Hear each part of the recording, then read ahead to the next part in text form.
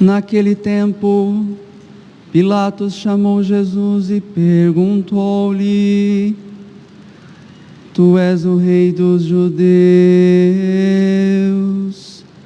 Jesus respondeu: Estás dizendo isto por ti mesmo?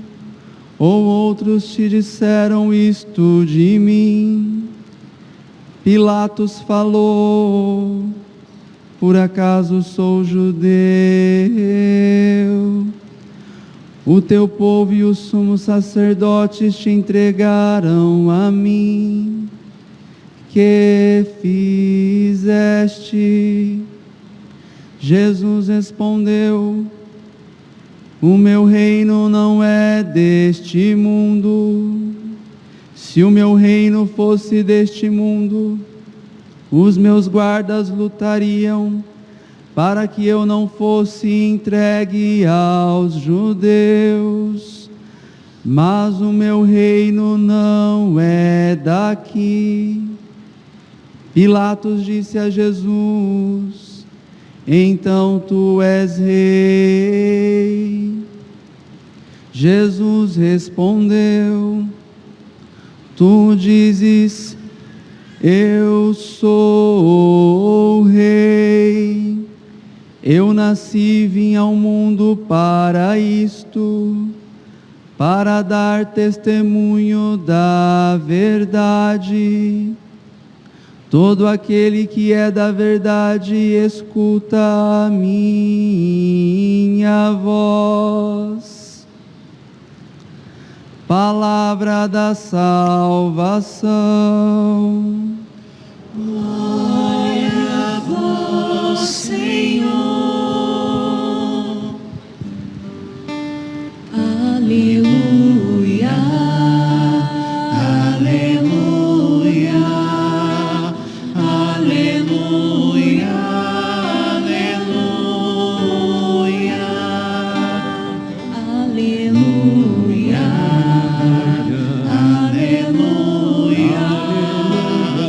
aleluia, aleluia.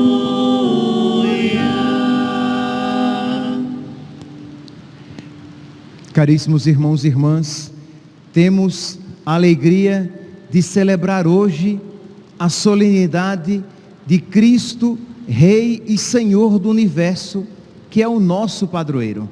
É uma solenidade de toda a igreja, mas que nós a celebramos com mais alegria, porque é o padroeiro de toda a nossa paróquia.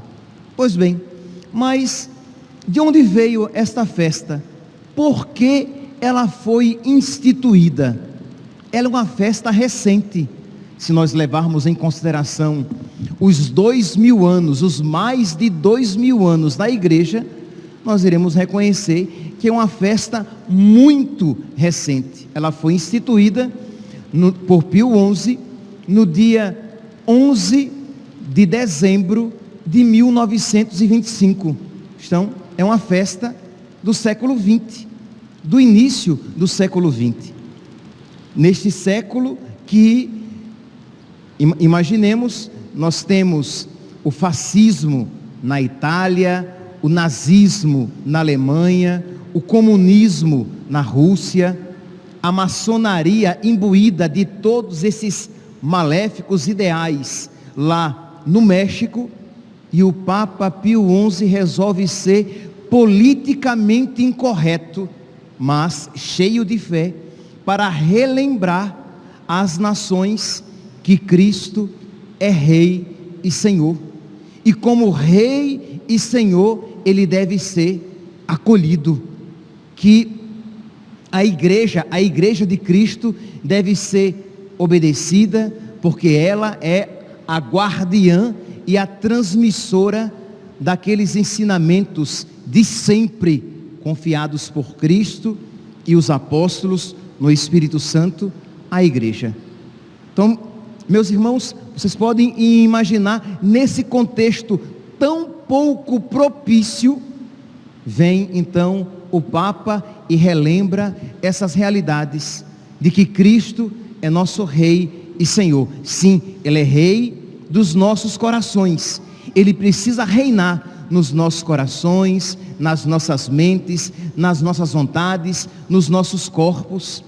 Mas Ele é Rei também das nações, das sociedades, dos países que precisam se curvar a Cristo, que precisam reconhecer em Cristo e na sua igreja a verdadeira autoridade.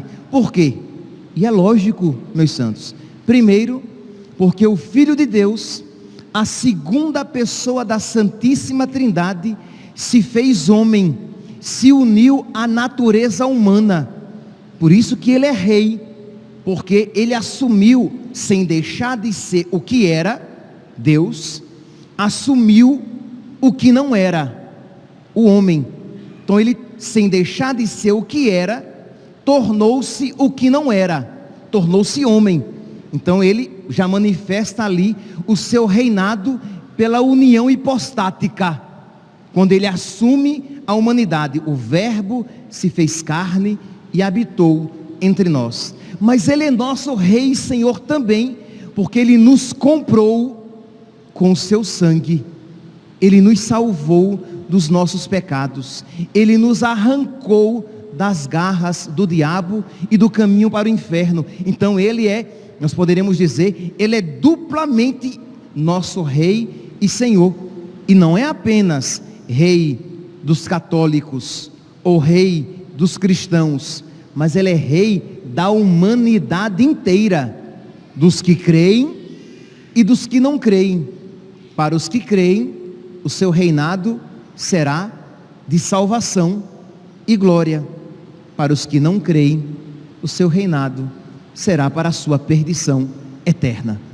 Então, meus irmãos, essa verdade, imagine então, no contexto em que as nações do mundo inteiro estavam virando as costas para Cristo, vem então o Papa, e relembra esta realidade tão importante de que Cristo é o nosso Rei e Senhor, e nós precisamos abrir as portas do nosso coração, da nossa família, da nossa sociedade, das nossas nações a Cristo. Então, celebrar Cristo Rei é já de imediato dar este primeiro passo. Nós precisamos colocar de lado o nosso medo de ter Cristo como nosso Senhor. É o pecado, é o diabo que infunde nos nossos corações o medo de entregar tudo a Cristo.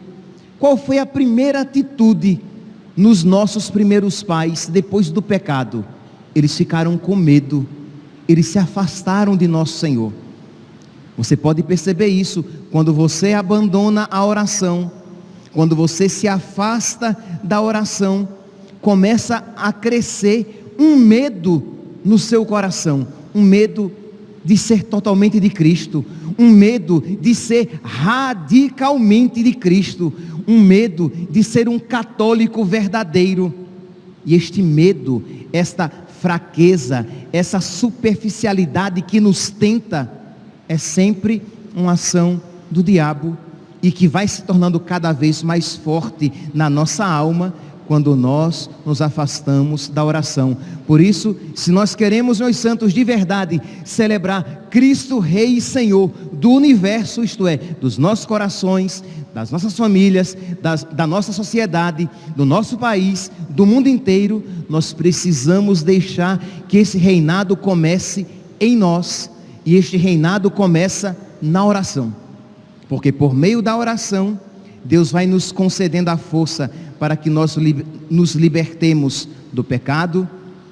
Por meio da oração, nós adquirimos aquela sabedoria que nos leva a buscar as coisas necessárias. Então nós católicos buscamos a confissão, porque nos livramos dos nossos pecados, buscamos os sacramentos para que o reinado de Cristo cresça cada vez mais na nossa vida, buscamos a penitência para combater aqueles desregramentos que existem dentro de nós, para que Cristo reine e implante o seu senhorio nas nossas vidas, nas nossas almas, nas nossas vontades, nos nossos corpos, e assim, por meio de nós, Ele implante o seu reinado, o seu senhorio no mundo inteiro.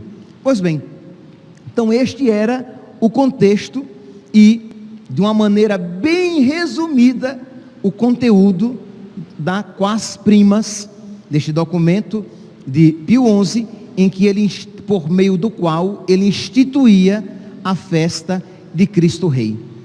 E não há, meus irmãos, como falar da festa de Cristo Rei sem fazer menção àquela nação católica, àquela maior nação católica que gritava com amor: viva Cristo Rei. Sem sombra de dúvidas, a nação que como nação manifesta mais amor a Cristo Rei e Senhor do universo foi o México. Lá, desde 1913, a nação tinha sido consagrada a Cristo Rei. Então era comum entre os mexicanos o grito: viva Cristo Rei e Nossa Senhora de Guadalupe. Viva Cristo Rei e Nossa Senhora. Pois bem, mas já desde o século XIX, no México, estava acontecendo um movimento de tentativa de virada das costas para Cristo e a sua igreja. Esse movimento, ele foi crescendo cada vez mais, isto é, aquela desconfiança com relação a Cristo, aquela desconfiança para com a igreja, as instituições, as autoridades mexicanas, colocando cada vez mais esta indiferença, esta atitude contrária a Cristo e aos ensinamentos de Cristo e à igreja. E isso foi crescendo cada vez mais, até que em 1917, eles promulgam uma Constituição, a chamada Constituição de 1917, em que eles tentam definitivamente virar as costas para Cristo. Meus santos, aquela nação, aquela maior nação católica, em que Deus concedeu tantas graças, foi de alguma maneira tão combatida pelo inimigo, de modo que, meus santos, quando nós percebemos uma tentação, quando nós nos percebemos tentados, mas a palavra não é essa que eu estou tentando encontrar, quando nós nos sentimos tentados, invadidos, perseguidos, mas ainda não é, daqui a pouco o velho lembra qual é a palavra que ele quer lembrar, mas quando nós nos sentimos combatidos pelo inimigo, saibamos, existe um grande dom reservado para nós. Isto é, aquela nação estava sendo perseguida pelo inimigo, que lança as suas garras sobre ela, porque Deus tinha uma grande obra, um grande sonho de suscitar muitos mártires naquela nação, como assim aconteceu. Então, meus irmãos, é um sinal de eleição, é um sinal de predileção. Eu sei que dizer isso, você diz: ah, padre, misericórdia, se isso é sinal de predileção, eu não sei se eu quero ser predileto de Deus. Se você diz isso, é porque o seu coração não foi tocado profundamente pelo amor de Deus. Porque um dos sinais de quando o nosso coração é tocado profundamente pelo amor de Deus é: eu quero também morrer por Ele, eu quero amá-lo como Ele por mim amou. Porque afinal de contas, amor com amor se paga. E se Ele me amou dando a sua vida por mim, eu quero dar a minha vida em troca por Ele. Então, meus irmãos, peçamos a Deus. Aí você diz: padre, mas eu precisarei necessariamente derramar o meu sangue por Cristo? Talvez não necessariamente, mas se você, meu santinho, a cada dia nas suas escolhas cotidianas, não preferir Cristo a si mesmo, você não o ama de verdade. Se você a cada dia na sua vida não morrer para si mesmo, para que Cristo viva, para que a vontade de Cristo viva, para que os sonhos de Cristo vivam e prevaleçam em você, você não ama a Cristo de verdade. Você ama a você mesmo, os seus sonhos, os seus projetos, ou aos pecados aos quais você é apegado. Então peça isso ao nosso Senhor, peça essa graça sobrenatural. Isso não é natural. Preferir Deus a si mesmo não é natural. Se amar a Deus não é natural, isto é, eu amo a Deus, mas desde que isso não me custe muito, isso já não é natural. Quanto mais dizer: Senhor, eu te amo mais do que a minha própria vida. Senhor, eu quero fazer a tua vontade mais do que eu quero fazer as minhas vontades. Eu quero realizar os teus projetos mais do que aqueles projetos que eu trago no meu coração, pressupondo que sejam bons os projetos que você traz no seu coração. Mas quando o amor é verdadeiro, o desejo de se perder por Cristo é verdadeiro tanto quanto. Isto é, isso é um sinal muito presente nos santos. Os santos, eles queriam morrer por Cristo. Pois bem, então voltemos aqui. Então lá em 31 de julho de 1917, 31 de julho de 1926 vai ser a lei de Caies. Lá em 1917 é promulgada a lei, a Constituição, e esta Constituição, que depois será radicalizada no dia 31 de julho de 1926 pelo ditador Plutarco Elias Caies. E o que é que, aqui para resumir, não vou aqui falar o que dizia uma Constituição e depois o que aprofundava a outra, vamos aqui fazer um resumo. O que é que essas constituições, que estas leis diziam a respeito de Cristo e da igreja? Vejam que a igreja, a partir de então, perdia a sua personalidade jurídica. Ela não era mais uma instituição. Isto é, não existia mais a igreja, existiam as pessoas. Logo, ela não podia possuir, adquirir ou administrar bens. Tudo aquilo que ela tinha foi desapropriado. As igrejas, os seminários, os colégios, os mosteiros, os conventos, os hospitais, tudo se tornou do Estado. E assim, pensemos, se de uma hora para outra essa igreja não mais pertencesse à comunidade católica, à igreja católica, mas ao Estado. Era proibido que as pessoas fizessem votos religiosos. Quem já era religioso permanecia, mas não podia mais fazer voto religioso. O Estado tinha poder de se meter em assuntos da religião e da disciplina. Isto é, quantos padres deveriam existir? Imagine aqui, quer dizer, uma igreja totalmente dominada pelo Estado. Imagine neste povo tão católico, tão devoto, e que gritava: viva Cristo Rei. Isto é, nosso Rei é Cristo, e são os reinos que devem se curvar a Cristo, porque Ele é o nosso Salvador, Ele é o Deus que nos visitou e que se fez um de nós.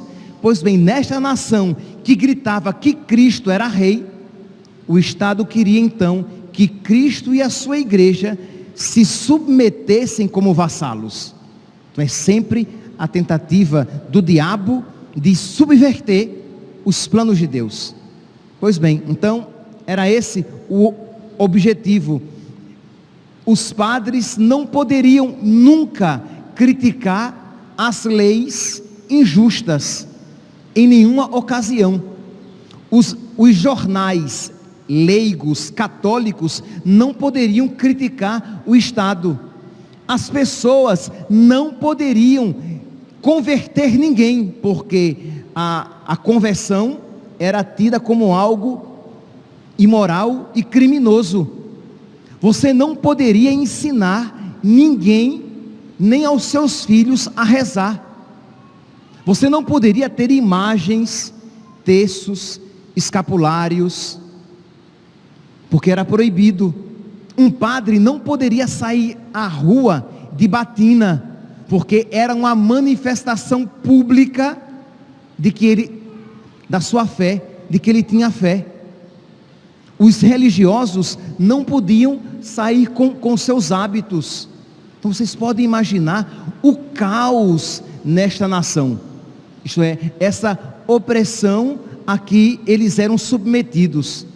Os padres deveriam ser, depois essas regras, essas leis foram se tornando cada vez mais opressivas.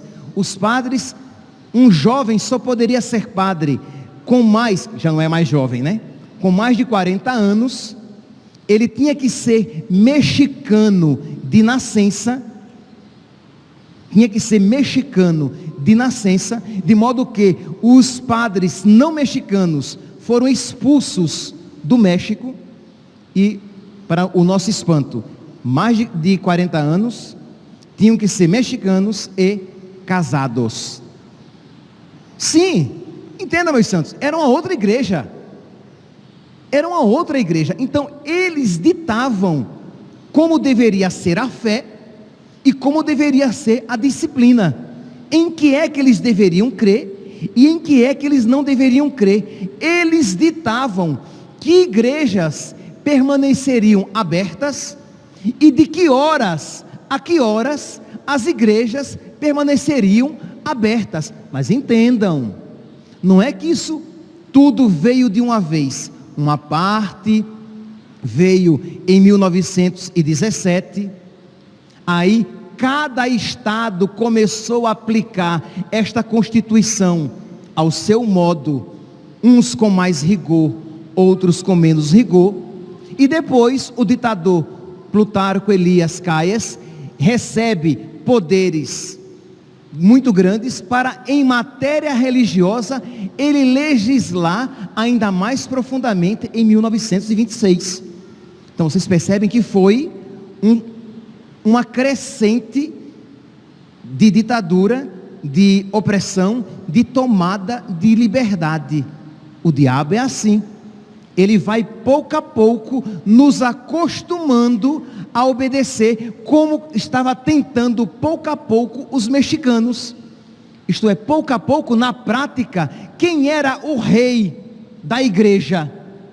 Era o Estado, porque era ele quem mandava em que eles deveriam crer e como eles deveriam proceder.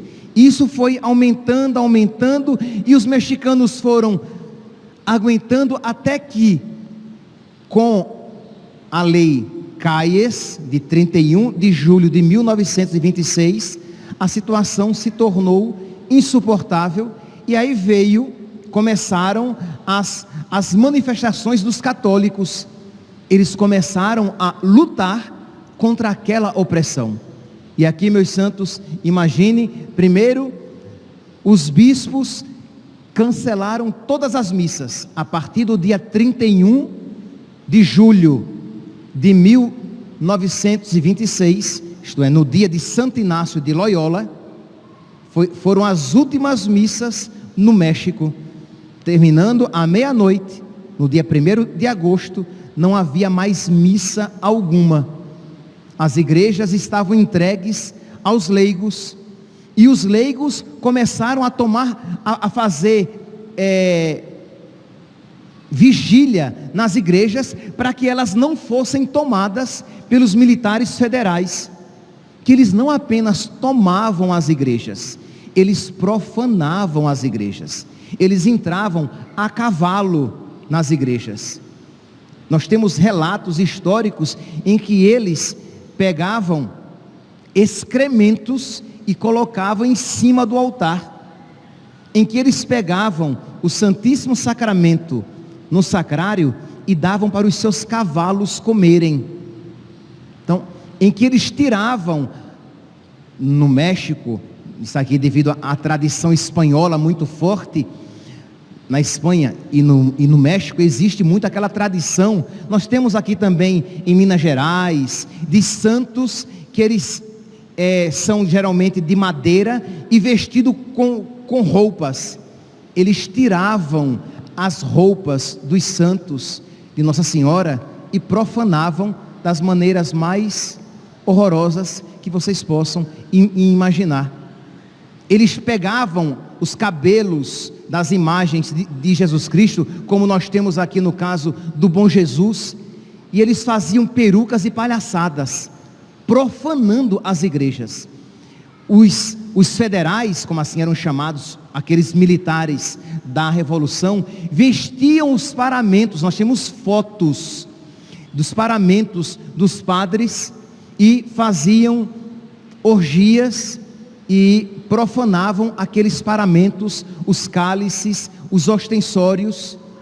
Então eram profanações, e o povo, vendo tudo aquilo, então começou a se levantar. Imagine, crianças, jovens, adultos, homens, mulheres, idosos.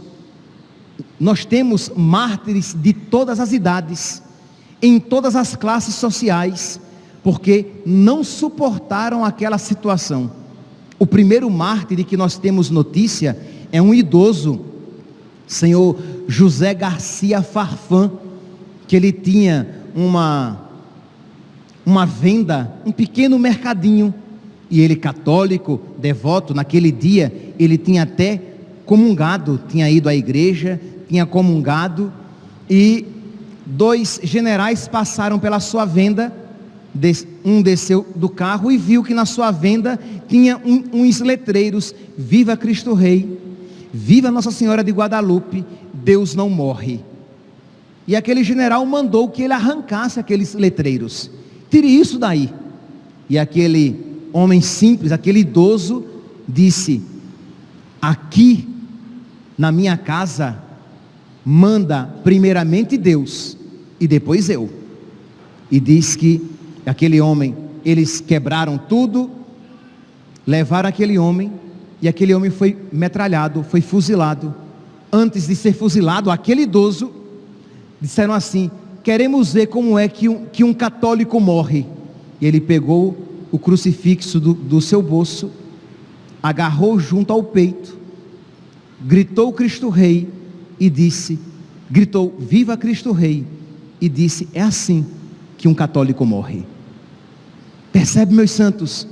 Isto é, quando nós vemos esses exemplos de fé, nós devemos olhar para a nossa vida e nos perguntar: eu sou católico mesmo? Porque isso é um católico que prefere Deus a si mesmo, que prefere a sua fé à própria vida, que prefere morrer a salvar a sua vida, que prefere morrer a ofender nosso Senhor, tirando um letreiro. Muitos diriam: para com isso, tira, o que importa é Deus no seu coração. Não, eu não vou desonrar Deus, nem ter vergonha dele. Ele não teve vergonha de mim. Por que é que eu vou ter vergonha de Deus e retirar da minha venda, da minha casa, do meu comércio, viva Cristo Rei e Nossa Senhora de Guadalupe, só Deus não morre? Isso eu não faço. Então são esses exemplos manifestados em pessoas simples. Nós temos o caso de uma jovem mocinha, Zenaida. Zenaida, ela ajudava os cristeiros, aqueles que estavam combatendo para libertar a igreja, para que Cristo verdadeiramente reinasse no México.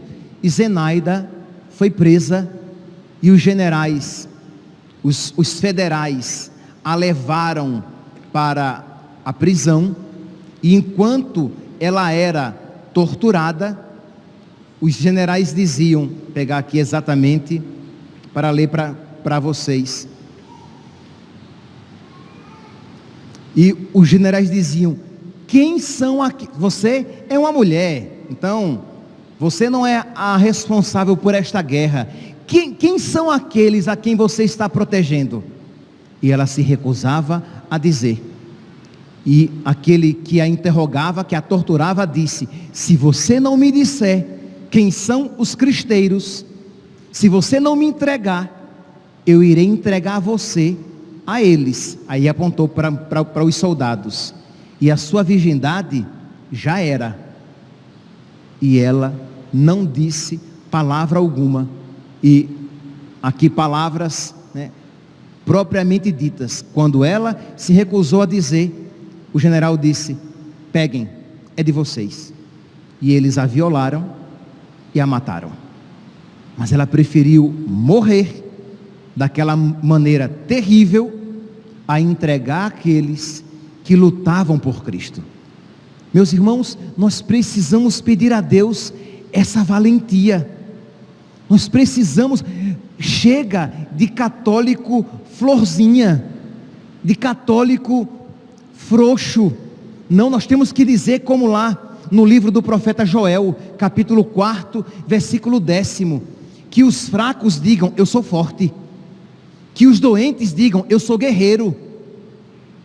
Isto é, não, com a graça de Deus eu sou guerreiro, com a graça de Deus eu sou forte, tudo posso naquele que me fortalece. Pedir a Deus que nos conceda a graça da valentia, da fortaleza desses mártires, para que nós honremos Jesus Cristo na nossa vida, nos nossos corações. É muito fácil querer que Jesus reine no universo, mas no micro universo da sua vida, você não está disposto a implantar o seu reinado, o reinado dele. Então pedir isso ao nosso Senhor, e pedir isso cotidianamente, pedir que Ele lhe conceda essa graça, como diz lá em Juízes, capítulo 6, versículo 12, coragem, valente guerreiro. Isso é Deus que diz a nós. Nós somos chamados a ser valentes guerreiros, porque não tenhamos dúvidas, o mundo atual, e aqui eu me refiro não apenas ao Brasil, mas o mundo atual tem dado passos para longe de Cristo, da mesma maneira que foi observada lá no México, no início do século 20. Existe um movimento de afastamento cada vez maior de Cristo e da igreja, infelizmente até mesmo pelos de dentro da igreja, que já não mais tem coragem de pregar a fé de sempre, a fé verdadeira, que já não mais tem coragem de ser politicamente incorreto por medo da perseguição, que não mais tem a coragem de pagar o preço por causa da sua fé. Então nós precisamos pedir, claro, reconhecendo a nossa miséria. Nós somos miséria. Eu, por mim mesmo, sou uma miséria, mas eu preciso buscar em Cristo a força necessária para que eu seja aquele valente guerreiro que Ele quer que eu seja, e que Ele quer me dar a graça para que eu seja. Então não pensemos nós que aquilo que nós vimos no México, ali no início do século 20, não esteja também já sendo fermentado no Brasil e no mundo. Imagine aqui, meus santos, na Constituição do México, imagine o que se dizia em plena Câmara entre os deputados. Aqui é um deputado falando, nós temos registros históricos disso. Começa então o deputado a discursar: se faltarem cordas para enforcar os tiranos eram aqueles que se colocavam contrários ao governo. Se faltarem cordas para enforcar os tiranos, eu tenho tripas de padres em minhas mãos. Isto é, vocês podem enforcar com as tripas dos padres que eu tenho em minhas mãos. E ele continua dizendo: assim ele diz que eu acho muito normal que se incendeiem confessionários de todas as igrejas nas praças públicas, que derretam os sinos, que se apropriem das escolas do clero e até mesmo que se enforquem padres. E isso, ele dizendo publicamente, numa assembleia. E este movimento de ódio à igreja, vocês podem ver, não sei se vocês acompanham, mas tem se tornado cada vez mais comum atos de vandalismo contra a igreja. Igrejas queimadas, igrejas pichadas, e não achemos nós que isso é apenas um movimento qualquer. Não, é um movimento que tem se tornado cada vez maior. Se nós não nos prepararmos para viver e defender a nossa fé, até com o próprio sangue, nós não estamos preparados para ser cristãos. E aí, se eu pegar o discurso inteiro, em que ele fala, por exemplo, que as mulheres que se confessam são como que prostitutas. Por quê? Porque elas ficam confiando aos padres as suas intimidades. De que a confissão é um ato, imagine isso num discurso, de que a confissão é um ato tão imoral quanto a masturbação. Isso ali, um deputado falando para outros deputados, e as pessoas aplaudiam enquanto isso era dito. Isto é, um país em que as suas autoridades começam a virar cada vez mais as costas para as leis de Cristo, tornando as leis de Cristo contrárias, ilegais, criminosas. Não é isso mais ou menos o que nós estamos vendo, inclusive no nosso país?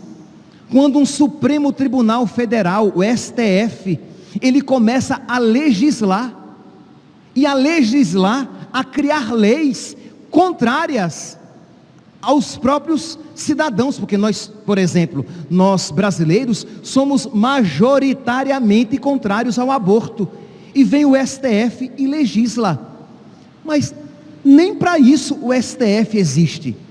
O STF está para executar as leis, não para criar, para legislar, para fazer valer as leis. Existe um poder executivo, existe o poder legislativo e existe o poder judiciário. Não cabe ao STF isso, mas nós vemos isso, por exemplo, agora lá em Rondônia, que vai o STF e diz: não, a linguagem neutra deve ser sim, não tem nenhum problema que seja aplicada. Quer dizer, nós vemos isso se tornando cada vez mais comum e constante na nossa sociedade. E se nós formos católicos florzinha, católicos jujuba, católicos que não aguentam uma cara feia de ninguém, nós não iremos perseverar até o fim. Viva Cristo Rei! Peçamos ao nosso padroeiro que Ele nos dê a valentia que Ele deu aos cristeiros no México.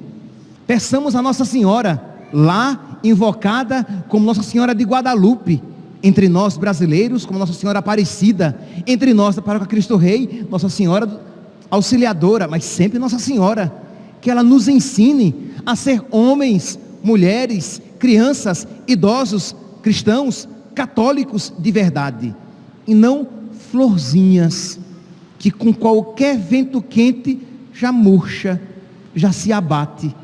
Que os enfermos digam: eu sou guerreiro.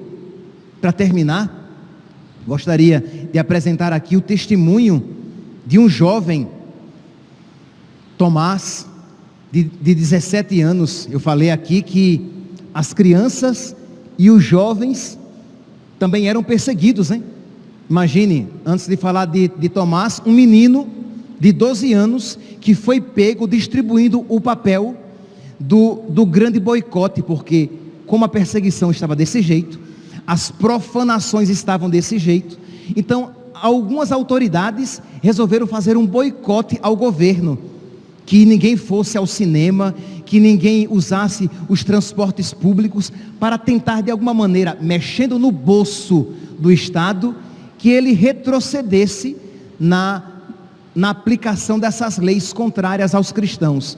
Então, antes do dia do boicote, eles tinham que avisar quando seria o dia do boicote. Então um menino de 12 anos na rua distribuindo papelzinho dizendo quando seria o dia do boicote. E esse menino de 12 anos foi preso, e os soldados começaram então a surrar aquele menino, perguntando quem são os responsáveis por esse boicote. E surrar aqui, meus santos, com vara. Você pode imaginar o que é um homem, o que são soldados batendo numa criança de 12 anos. E o menino gritava de dor, mas não dizia. Chamaram a mãe para que a mãe convencesse o menino de dizer. E a mãe, a exemplo lá do 2 Macabeus, capítulo 7, a mãe disse: meu filho, não conte, não conte. E o menino apanhando, gritando, e a mãe gritando: não conte, não conte. Depois de quase matar o menino de tanta surra, e ele não dizia nada, quebraram-lhe os braços e o deixaram.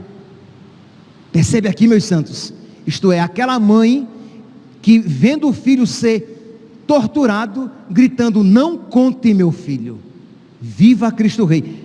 Há mães assim aqui, que amam mais a alma dos seus filhos do que os seus corpos, que querem mais a salvação dos seus filhos do que o bem-estar deles aqui na terra. Precisamos, meus santos, precisamos novamente aprender o que verdadeiramente vale, e pelo que verdadeiramente vale a pena sofrer. Esta mãe, vendo o filho ali sofrer, e dizendo: não conte meu filho, e ele sendo surrado, e depois com os braços quebrados. E por fim, sim, vem aqui Tomás, que eu achei lindo, e vou até ler alguns trechos.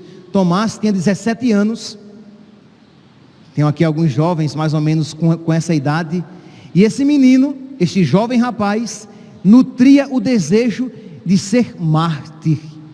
Ele não queria ser um jogador de futebol, ele não queria ser como um artista de cinema, ele queria morrer por causa de Cristo. E onde foi que ele aprendeu isso? Não foi com as novelas, papai, mamãe. Se você liga a novela, a televisão, os joguinhos, a internet, as séries de TV a cabo, e os seus filhos são alimentados por aquilo, eles só vão desejar aquilo. Mas se você, papai e mamãe, gasta tempo ensinando aos seus filhos a história dos santos, os seus filhos desejarão ser como os santos. Então este jovem desejava morrer por Cristo, porque com certeza ele aprendeu dos seus pais o nobre exemplo dos santos. Como é bonito amar a Cristo além de si mesmo, ao ponto de derramar o seu próprio sangue. É isso que vocês, pais, precisam ensinar. É claro que nós, padres, também, dando o exemplo dos santos, mas os pais também em casa, e sabendo regrar o que os seus filhos assistem, que senão eles desejarão ser como os demônios, como o diabo, porque são isso o que esses grandes astros da mídia representam. Pois bem, então esse jovem desejava tanto, que uma vez escreveu para a irmã, que sabia que ela estava num período de adoração, de oração e de adoração ao Santíssimo Sacramento, e ele escreve: tu que estás junto, escreveu para a irmã, tu que estás junto do Santíssimo Sacramento, pede a Ele que nos dê valor, que nos dê coragem, que nos dê têmpera, a todos nós católicos, para não fraquejarmos. E já não pediremos que termine a perseguição, mas que cada católico viva como um herói, como no tempo de Nero. Isto é, nós não iremos pedir que a perseguição passe, nós iremos pedir que Deus nos dê o valor, a força, para que nós sejamos heróis, como os primeiros cristãos lá no século I, quando eram perseguidos e queimados em poste. Então é isso, meus santos, que nós precisamos pedir. Pois bem, então este jovem, é claro, estava envolvido, ajudando os cristeiros para libertar o México e Cristo fosse proclamado. É claro que ele estava trabalhando nisso, e ele foi descoberto.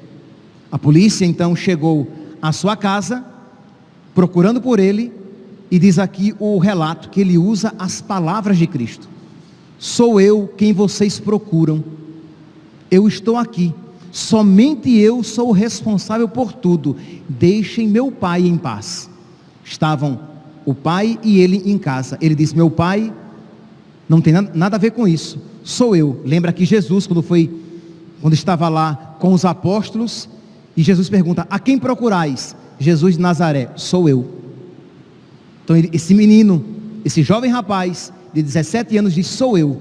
A sua mãe chega naquele momento e, aterrorizada com aquela cena dos policiais na sua casa, e ele diz: mamãe, eu vou morrer, eles vão me levar e eu vou morrer. Ele foi levado para o prédio do seminário, que já não era mais o seminário, era um quartel, e lá o delegado que ia interrogá-lo disse: tu és um menino, rapaz, tu não és capaz de nada, tu tens que nos dizer quem é que está te influenciando. E ele disse: não me chame de menino, porque eu não sou um menino, porque eu sei muito bem o que eu estou fazendo. Isto é, o que eu estou fazendo de consciência, ninguém está me influenciando não.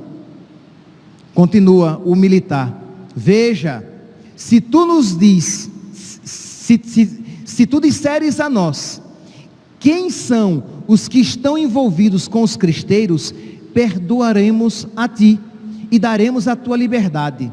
Ele diz: será em vão, que se vocês me soltarem, eu amanhã continuarei trabalhando e lutando por Cristo. Pode me soltar, mas se vocês me soltarem, eu vou voltar a fazer a mesma coisa. Vê aqui a valentia desse rapaz de dar vergonha a muitos de nós, né? Que na primeira dificuldade já colocamos o rabinho entre as pernas e já estamos dispostos a negar todos os nossos valores e todos os nossos princípios.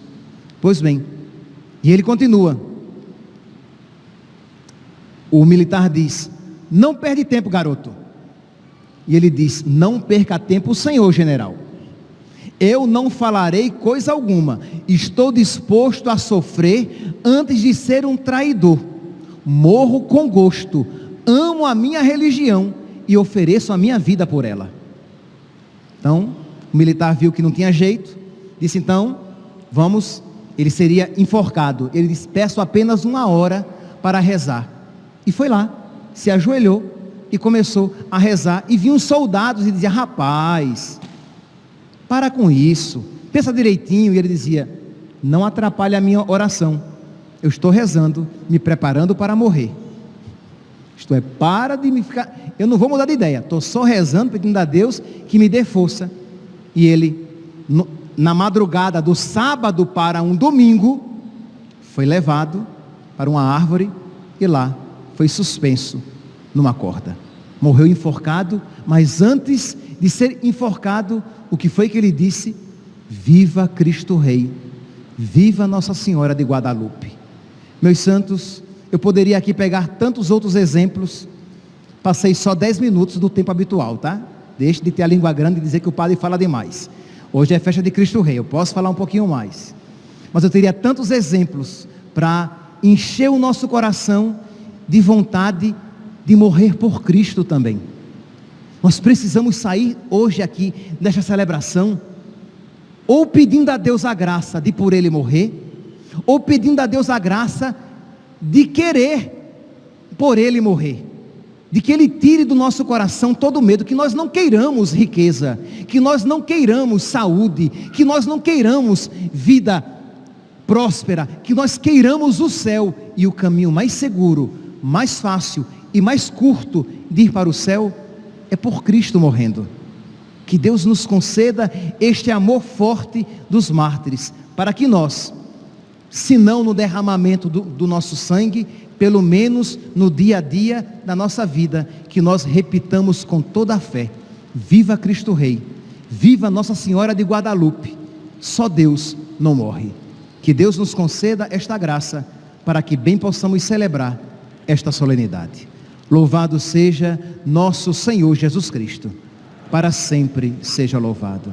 Vamos ficar sentados, fazer uma pequena oração, para que de pé nós possamos rezar bem conscientes, proclamando a nossa fé. Mas antes disso, façamos uma pequena oração.